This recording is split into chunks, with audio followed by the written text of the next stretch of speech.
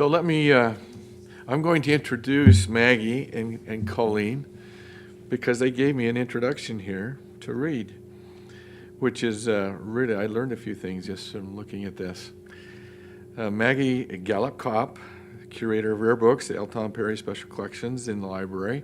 She's responsible for the European historical collections and the rare British and American literature collections. She's the curator of our current exhibit, the Victorian Illustrators from Sketch to Print. And this is your fourth exhibit, or third major exhibit, fourth major exhibit. And you've only been here seventh year, so she's done a marvelous job. She holds a bachelor's degree from BYU, I think, right, and an MA from Fordham University, and MLS from the University of Texas at Austin. Kohleen Reeder, the co-presenter, she's head conservator of rare books and manuscripts at the library. Her experience began as an undergraduate student here, where she worked in the conservation lab. She has a BA degree in visual arts from BYU. She completed an MA in conservation studies at West Dean College in England, and she completed several conservation internships at the Frick Art Reference Library, the LDS Church History Library, the University of Durham, and the National Library of Scotland. From 2006 to 2008, she worked as a postgraduate research associate in paper conservation at the Yale Center for British Art, where she completed a research project and wrote a chapter published in the award-winning exhibition catalog entitled Mrs. Delaney and Her Circle. So previous to her return here to BYU to become our head conservator, she had worked for 4.5 years as a book and paper conservator at the University of Utah Library. So we're happy to have Maggie and Kohleen here, and they're going to talk about Trilby's Treatment, Conserving an Iconic Illustration from George du Maurier's novel, entitled Trilby, right? Okay.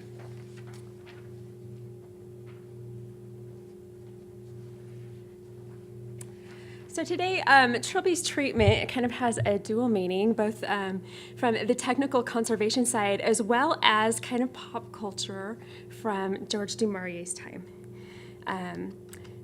So this is George du Maurier, and he is best remembered today for his work in the humor magazine Punch, where he specialized in cartoons satirizing Victorian culture. Du Maurier had actually lost the sight in one of his eyes in his 20s. So later, when he began experiencing problems with his good eye in the 1880s, he decided to try his hand at writing about art, and then he turned to fiction. He wrote and illustrated 3 novels in the 1890s before his death, and the most popular was Trilby. So Trilby features 121 illustrations by du Maurier, and the Harold B. Lee Library owns 4 of his original pencil studies for the novel, including these 2 images of the characters Svengali and Trilby. The story of Trilby's printing and reception is the story of the first modern literary bestseller. Harper's New Monthly Magazine began serializing du Maurier's novel in January of 1894. The tale of bohemian artists and musicians mixed with romance and mesmerism was instantly popular across America, both with magazine subscribers and readers who purchased the novel in book form after the serialization concluded that September. Within 6 months, Trilby topped American bestseller lists and sold over 200,000 copies. British audiences, however, were slower to embrace the novel. In England, Trilby was first issued in 3-volume form without the illustrations, and it only sold about 75,000 copies. But when du Maurier's publishers in London issued a 1-volume illustrated edition in 1895, the novel sold better, and British audiences began experiencing the Trilby mania that was happening across the Atlantic. So I'm sure most of you, if not all of you, have never read Trilby. So I'm going to give you a brief summary of the plot, and you can follow along in a clockwise manner on this slide. So 3 British painters living in Paris meet Trilby O'Farrell, an artist model and washerwoman.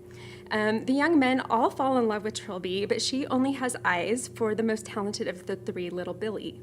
Trilby runs away when his upper middle class family disapproves of their engagement due to her shameful past. She has modeled nude as an artist model. After several years, the three men are reunited and they attend a concert by the latest musical sensation to enthrall Europe. They are amazed to discover that she is Trilby, and she was tone deaf when they knew her several years ago, so they're very surprised. It turns out that she is under the hypnotic power of the diabolical musician Svengali, who is using her very powerful voice to channel his artistic talents. Unfortunately, Svengali drops dead during one of the performances, and Trilby is released from his spell. Her trances, however, have completely incapacitated her. She's very weak. They send her home, and as a photograph of Svengali arrives in the mail, she looks at it, it hypnotizes her, and then she dies. That's the end.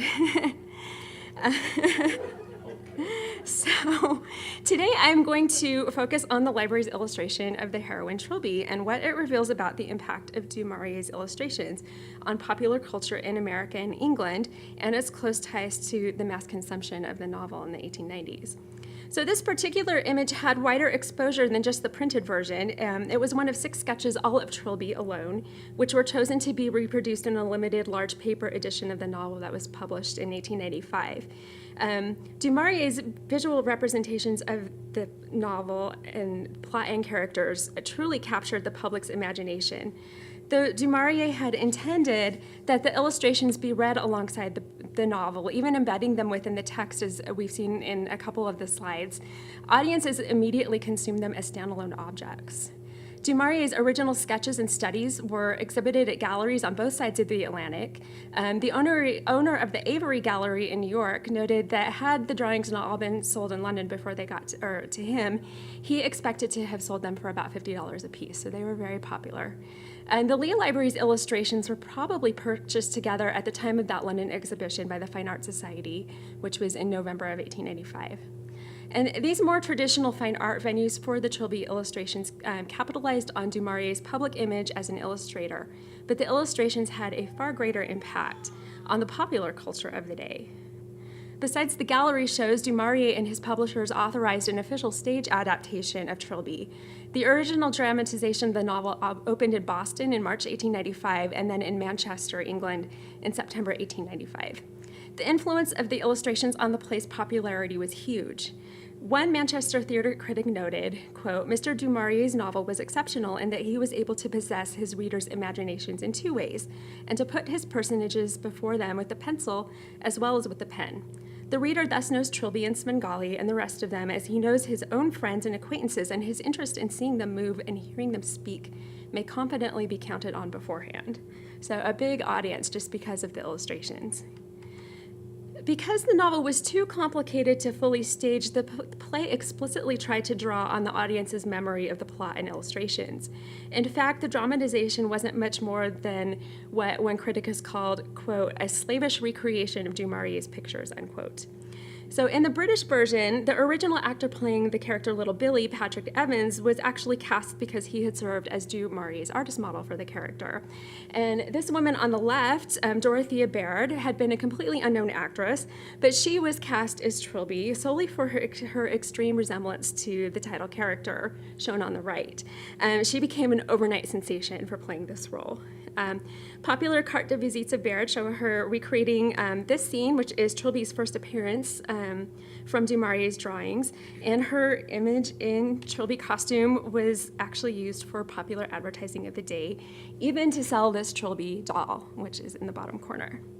The play fueled Trilby mania even further afield, as seen by this photo of actress Maggie Moore, who gained fame for playing Trilby on the Australian stage. And I thought this was interesting because she's seated in the pose of the illustration that the Lee Library owns. In discussing the impact of Du Maurier's illustrations, I want to call attention to one particular aspect of the original drawing here at BYU, where Du Maurier has sketched Trilby's bare feet. When the painters, and thus the reader, are first introduced to Trilby in the novel, she tells them that she has been modeling for a sculptor and shows them her feet. quote, "It's the handsomest foot in all Paris. There's only one in all Paris to match it, and here it is," she declares, showing her other foot. Du Maurier goes on to describe the effect of Trilby's, quote, "astonishingly beautiful feet, such as one only sees in pictures and statues," unquote. Little Billy, the artist, after seeing her feet, sketches a profile of Trilby's perfect left foot on the wall of the studio, and in capturing Trilby's, quote, unquote, peculiar individuality, or her Trilbiness, he is said to have created a masterpiece. In Du Maurier's original illustration, we see his own representation of Trilby's feet, that left foot in particular, with the perfectly straight toes, and this becomes a really important plot detail in the novel later. So when the three painters attend Trilby's performance, she is singing on stage with her bare left foot displayed on a small pedestal, which you can see peeking out under her dress there. Later, doubting that the woman that they really saw was Trilby, the trio finds that shops are selling photographs of Trilby in this pose with her left foot on display, and it is by the photo of Trilby's left foot that the artists know her. In the novel, Trilby's feet mark her individuality, but also make her reproducible as a product for mass consumption. In the novel, photographs of Trilby are very popular with her adoring audience, and in fact, this pose of her with her bare foot showing, quote, sells quicker than all the rest. Paralleling Du Maurier's fictional world, Trilby's real-life fans in 1895 had access to a plethora of merchandise bearing her name and the image of her feet, from shoes and shoe polish to soap and scarf pins. Trilby enjoyed a brief stint as slang for foot, according to the OED, and of course, she lent her name to the hat that people still wear today, because the style first appeared on stage in the Trilby play. In New York City, fans could even purchase a foot-shaped Trilby ice cream bar, literally consuming their favorite character. So this commoditization and mass marketing of characters and illustrated images from popular books is very familiar to us today, but it was a new phenomenon when Du Maurier wrote and illustrated Trilby. Scholar Emily Jenkins has noted that the novel and its spin-off products and advertisements, quote, occurred precisely at the time when advertisers had developed a language of connections between image and text and had created readers who understood that discourse, unquote. Steeped as we are today in consumer culture, we take for granted the visual language of advertising. For example, if I tell you all to think of a fabric softener ad, your mind probably calls up images of babies or baby animals instead of a box of dryer sheets, because babies and puppies are used to represent softness. Readers had been consumers of book and magazine illustrations like Du Maurier's work in Punch for decades, and these illustrations had laid the groundwork for late 19th century advertisers to market goods with both text and pictures in a more sophisticated way, teaching consumers to fill in the gaps of meanings between image and text, like baby equals softness. Du Maurier, who spent much of his career lampooning Victorian society's fads and foibles, actually found the mania surrounding his novel overwhelming. These are a couple of cartoons from Punch, about 15 years before Trilby was issued, where Du Maurier had specifically poked fun at popular consumption of art. So the top left image, two young lovers are having a tiff because neither of them lives up to the perfection of contemporary aesthetic ideals as they are learning to paint each other. And in the second cartoon, the latest popular beauty trend, quote, has been painted, sculpted, and photographed with her head on one side sucking her thumb. So here all the ladies are trying to attract the men at the dinner party by posing in that stance. Here, as Trilby mania swept the English-speaking world in 1895, Du Maurier confessed that the Trilby boom rather distresses me. I hold that a boom means nothing as a sign of literary excellence, nothing but money. So he was very concerned with the artistic reception of his work. The novelist Henry James, who was a really good friend of Du Maurier's, commented after Du Maurier's death in 1896 that, quote, the whole phenomenon grew and grew till it became a fountain of gloom and a portent of woe. It darkened all his sky with a hugeness of vulgarity, unquote, basically implying that the Trilby mania hastened his poor friend's death. Because BYU's sketch marks the moment when du Maurier focuses attention both as author and illustrator on Trilby's Foot, this important plot point, it demonstrates some important notions about the novel's popular reception in the 1890s. Just as Trilby the character was repackaged as an advertisement or representation of herself for consumption by the public inside the text of the novel, du Maurier's public treated his characters and illustrations as things to be repackaged and reenacted for their own popular consumption. So, like Katniss Everdeen's Mockingjay pin or Harry Potter's wand today, Trilby's feet were commoditized for mass audiences who wanted to purchase an iconic representation of their favorite character. A representation dictated as much, if not more, from audiences' exposure to that character through illustration as from actually reading the novel. In fact, reenactments of du Maurier's illustration on stage probably fueled the sale of those Trilby dolls and shoes and other merchandise even more than the actual novel did. Just like today's movie adaptations of novels like The Hunger Games or the Harry Potter series, fuel the sale of posters and action figures and various other themed products that you probably have at home today. The image of Trilby's foot with the perfectly straight toes fueled a fin de siècle mania on both sides of the Atlantic, which provided fans and marketers a bounty of opportunities for product placement and consumption. As such, I would argue that the du Maurier drawing in the Lee's Library's collection is far more than just an entertaining illustration from a long-forgotten novel. It represents an important moment in time when image and text together created one of the first literary pop culture frenzies in modern history, a phenomenon which reverberates into the worlds of publishing, mass marketing, and consumer culture today. Thanks.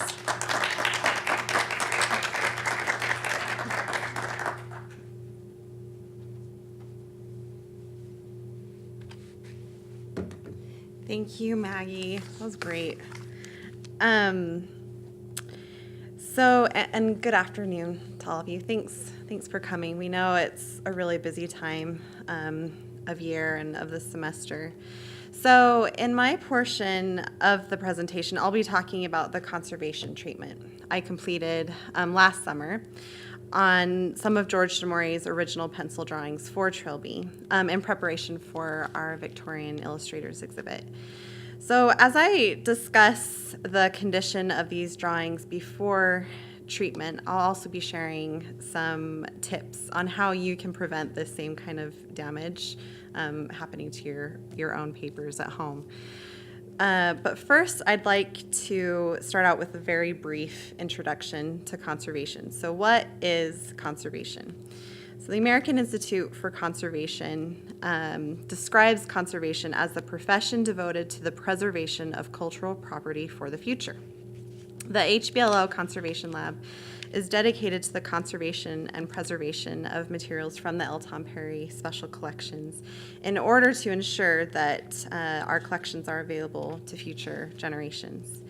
Conservation activities include examination, documentation, treatment, and preventative care supported by research and education. So Maggie selected du Maurier's drawings for the Victorian Illustrators exhibit, specifically the one on the left of Svengali, the evil hypnotist, and of Trilby, the heroine. These sketches were drawn in pencil or graphite on paper supports and are approximately 6 by 9 inches and were created around 1893. Upon examination, it was determined necessary to complete conservation treatment on these drawings before going on exhibit. The reasons why we treated these items should become apparent. Well, it's apparent kind of in this slide, I think, and in the following slides. One of the things we usually do in conservation is document the condition of an item prior to conservation treatment using photography.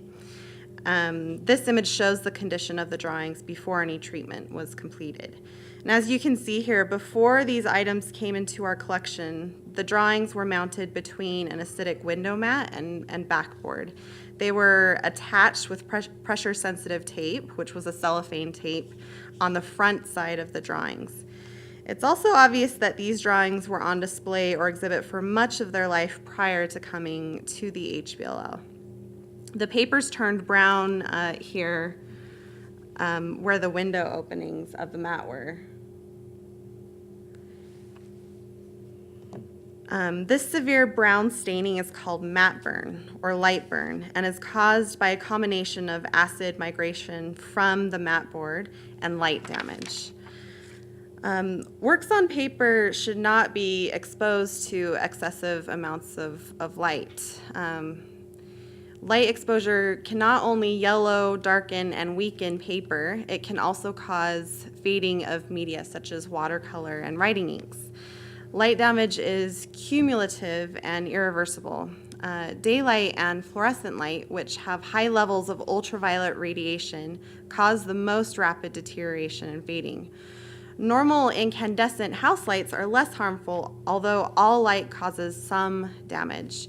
Because all light causes damage, prolonged or permanent display of original works on paper isn't recommended. Some standard guidelines that we use at the library can also be applicable at home. So when you choose to display original works on paper, be sure to limit display times, control light exposure, and monitor the condition of your objects carefully. Keep light levels low and eliminate daylight wherever possible. You know, like turn lights off in rooms that aren't in use, block excess daylight using curtains, shades, or blinds. I learned kind of the hard way. I made a full leather binding at grad school with this beautiful green leather, and then I had it on a bookcase in my apartment in Connecticut, and there was a window kind of facing the bookcase, and just over the course of a year and a half, the spine of my book turned kind of a more brownish green. It changed colors.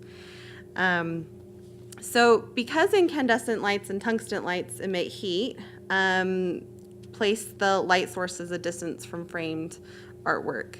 Ultraviolet filtering plexiglass can also be used when framing works on paper to help protect them during light exposure.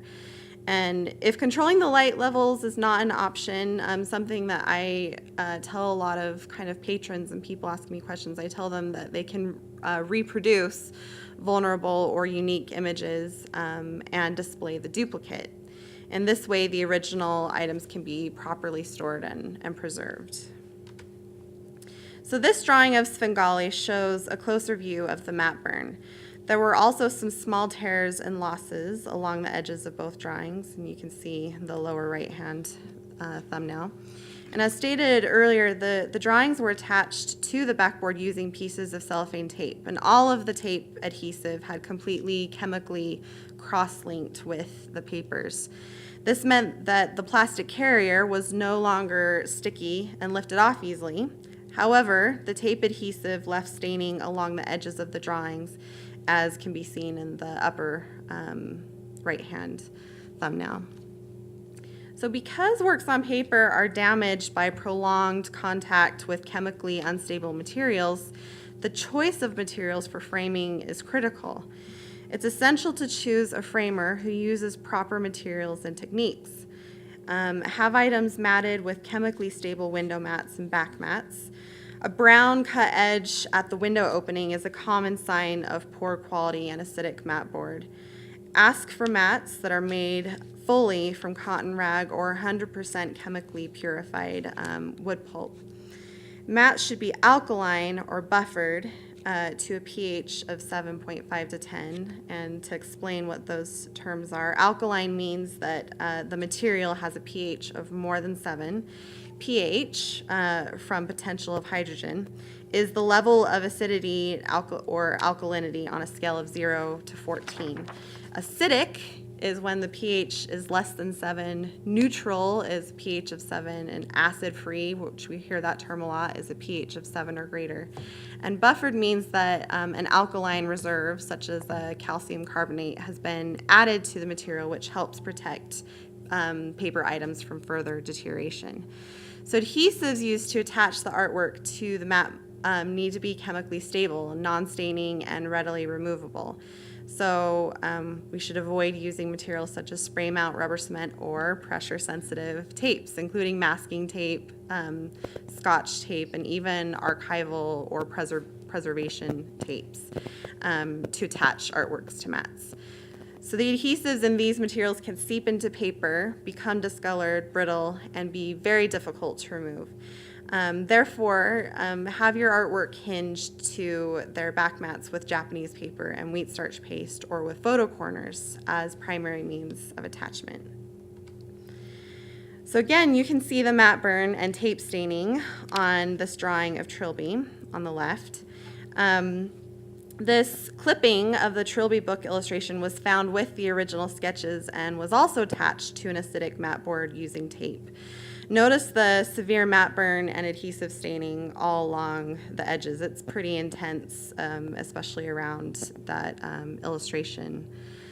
Before treatment, there was surface dirt on the front and back of both of the drawings, and there was a loss in the middle of the upper portion of this drawing that had been previously repaired. You can barely see it right there.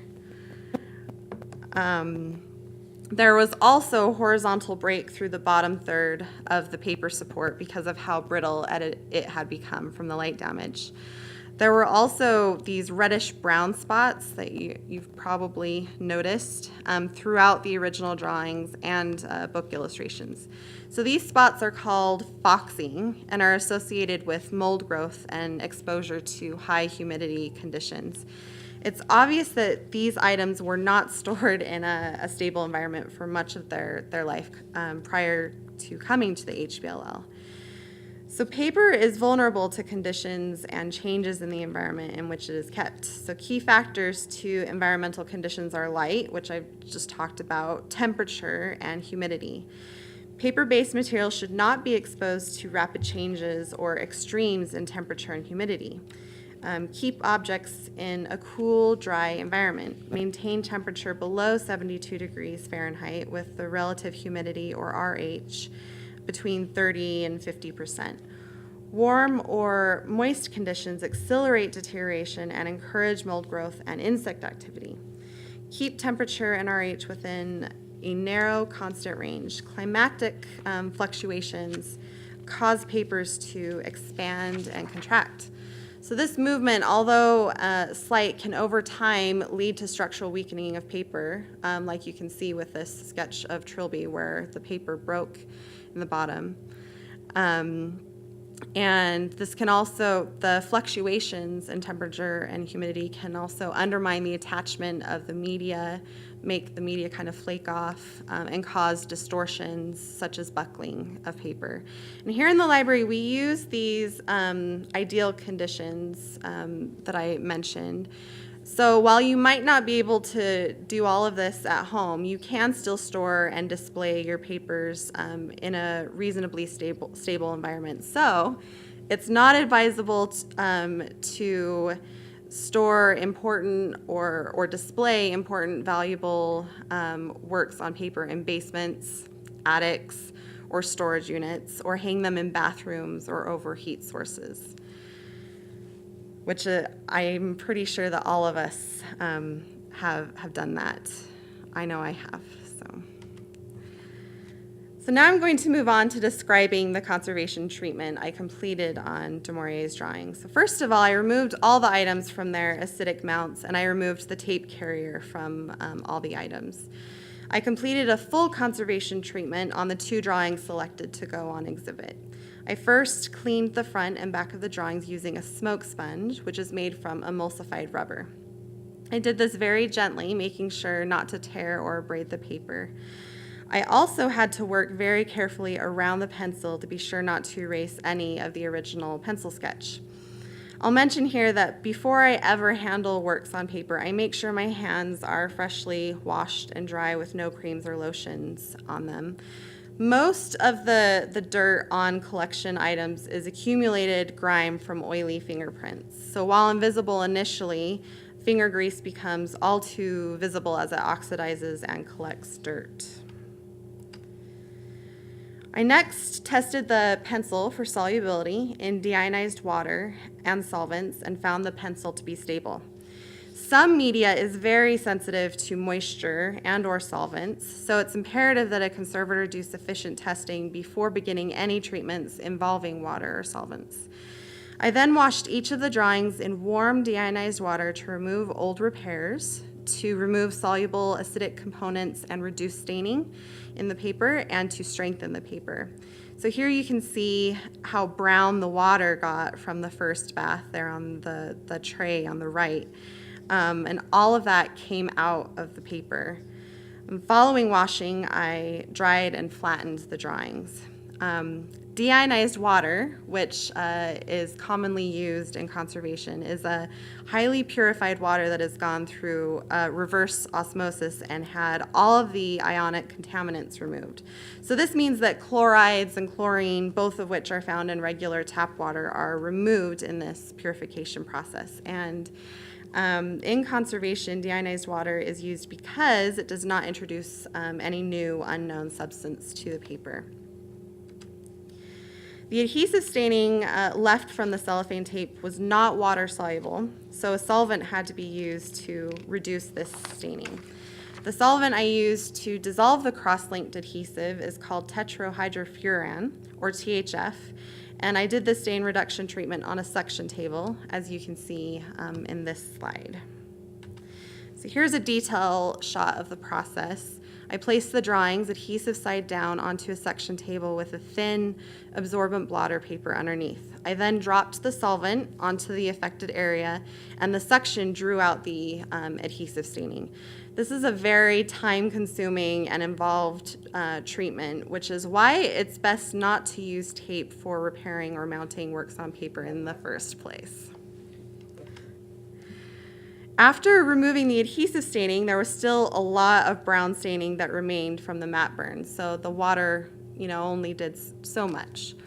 So to reduce this staining, I had to use a bleaching solution of deionized water and hydrogen peroxide with a few drops of ammonium hydroxide to raise the pH to protect the paper. I cut masks of polyester film to mask off the lighter borders around the drawings because I didn't want to bleach the lighter parts. I then spray bleached the matte burned areas of the paper supports with my bleaching solution using a Japanese dahlia sprayer. So here's a detail shot showing the polyester mask. It was very important not to over bleach the drawings. I was trying to tone down the brown matte burn so it wasn't so visually distracting, but I also wanted the paper to still look like an old piece of paper, because that's what it is. Between every bleaching application, I had to wash the drawings in deionized water and dry them so I could stop the chemical reaction and monitor the color shift. So the drawings were left in each bath for about 15 minutes. Again, this was to be sure I didn't over bleach the sketches or damage the paper. To reduce the brown foxing stains on both drawings, I had to focus the bleaching and spot bleach using a fine paintbrush and the same bleaching solution. I then washed the drawings in a final bath of deionized water. To dry and flatten them, I placed each drawing under weight between Hollytex, which is a release layer made from spun polyester, and blotter paper. I mended the tears on both drawings using Japanese tissue and wheat starch paste. In this slide, I'm brushing wheat starch paste out onto a thin strip of Japanese tissue. Japanese tissue is an all-natural, long-fibered paper. It's commonly used for mending tears and lining paper supports in conservation treatments because of its inherent strength, assorted thicknesses, and long-term stability. Wheat starch paste is cooked and is made from highly purified wheat starch and deionized water. These Japanese tissue mends blend in well with the original paper, are chemically inert, and are easily reversible with water. So this slide shows the other steps of mending the tissue with paste. So after I brush the paste out onto the tissue, I carefully lift the pasted Japanese tissue off the tile. The tissue is then placed onto the tear that is to be repaired. I then bone the mend with the bone down the mend with a Teflon folder and remove any excess adhesive with my fingers. The final step is to dry the mend under Hollytex blotter and wait so it dries nice and flat but doesn't stick to anything else around it. I also infilled the losses like the one in the upper portion of the Trilby sketch using wheat starch paste and a similar handmade paper which I toned with watered down acrylic paints to match. So here you can see the before and after treatment images of the Trilby sketch. This is one of my favorite parts of conservation, seeing the difference that I was able to make. So the damage was very distracting and detracted from the image. Now, after the treatment, the readability of the image has definitely increased. So viewers now notice the sketch and not the damage. And I have to admit, before I started the treatment, I hadn't quite noticed the little puffs of smoke coming out of her mouth because she's smoking a cigarette. It was more noticeable to me after the treatment. But I think with the conservator's eye, I was distracted by the damage. And here's the treated sketch of Svengali. So the treatment time for each sketch was over 10 hours. And the du Maurier drawings were some of the most satisfying paper conservation treatments I've completed. They can be enjoyed during the exhibit and will also be better preserved for the future. So to prepare the sketches for the Victorian Illustrators exhibit, I attached each drawing to temporary mounts using polyester photo corners and archival backboards, a mounting technique I mentioned earlier. So I encourage all of you, if you haven't made it over there already, to take a look at the exhibit just over here in Special Collections. And I really want to thank you for coming and for your attention. And also, we're wondering if you have any questions for me or Maggie. So, yeah.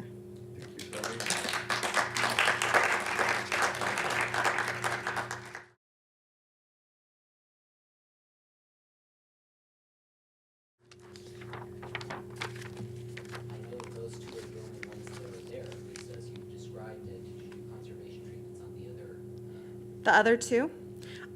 What I said is that I removed them from the acidic mounts and I took off the tape carrier, and now they're being stored away from other acidic materials. But I didn't do the washing and the mending. So I think I treated about 36 items related to the Victorian Illustrators exhibit, and that was last summer when there was no air conditioning initially in the conservation lab, and there was a deadline, so I had to she prioritize. got hired in April, and the exhibit went up in August. So Yeah, she got hired in April, and the temperature went bad. Yeah. Beth Ann. When you said it took about 10 hours, are you talking from start to finish? And I'm not counting the drying time. Oh, okay. I'm only talking about when I was physically working on the item. That's amazing. Wow, congratulations. Thank you. Thanks. Any other questions? I'm just going to make an observation that Maggie takes her presentation into a publication. Yeah, I think so. thanks. I know, I was really excited to hear her part of the That's presentation. very good research. Thanks. Yeah. So Maggie, I heard you read Trilby. Yes. What kind of a read is it? You know, I was expecting that it would be, it's a little bit of a thriller, but at the same time, it's definitely a book from the 1890s. It's Victorian. It's very Victorian, and one of the interesting things is that du Maurier, as kind of, the narrator is kind of du Maurier and kind of not, because it's kind of based on his experiences when he was a student in Paris. And so he kind of throws in all of these little, kind of observations about, morality, why would somebody be so upset that she had modeled nude or things like that. And so it's just kind of this really interesting little time period where you can tell that he has really definite opinions about things that he's maybe not completely sharing. But it was a fun read, especially because I got a copy that had all of his original illustrations so that you could see how they worked with his text. Did it make sense to you? I mean, it's hard to put yourself in the culture of the time, but could you see why it would become such a phenomenon? Personally, not so much, but all There's of a the lot of reading. people that don't get the Twilight. thing, Yeah, you know? exactly. I didn't get the Twilight thing. But yeah, I think it's, that there's a love story, and there's, his observations on art and what's going on in the artistic world in the 1890s. Plus, you've got all of this stuff with hypnotism, and, it's just kind of this, maybe it is a little like Twilight. You've got the romance, you've got the gothicness, you've got the evil, you've got you've got the forbidden love story. It's got all of those elements that made it a page turner for people. Plus, it was at a time when marketing was getting big, and the stage adaptation, just like we have movies today. I think there's a real good parallel between what goes on with some of the bestsellers today, with Trilby, and it was kind of that first moment when it all happened. So that was what was so interesting about this illustration. Valerie. So the whole thing with the symbol of the foot, or whatever you want to call it, cultural icon or whatever, could you expand a little bit on what people would see? Or would they just talk about it? Would something like that appear in artwork? Or Most of what I saw were these kind of, there are photos of her foot in the book, and so all of a sudden there are photos of her with her bare feet. Some of the research that I did noted, people in magazines talking about, now that this actress is appearing on stage in her bare feet, like, we know that all of the girls are going to go to costume parties dressed as Trilby and wandering around in their bare feet too. And I don't know what it was, like, if that was just, like, all of a sudden it's acceptable to show your feet. You always think about Victorians not showing their ankles and things like that. But somehow, yeah, it just gets to be this really big thing, and it's completely inexplicable to me.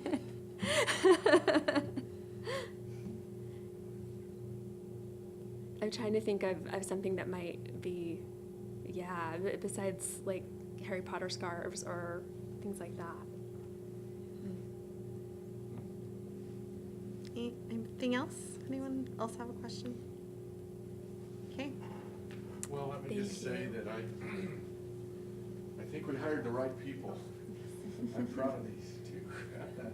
So thank you very much.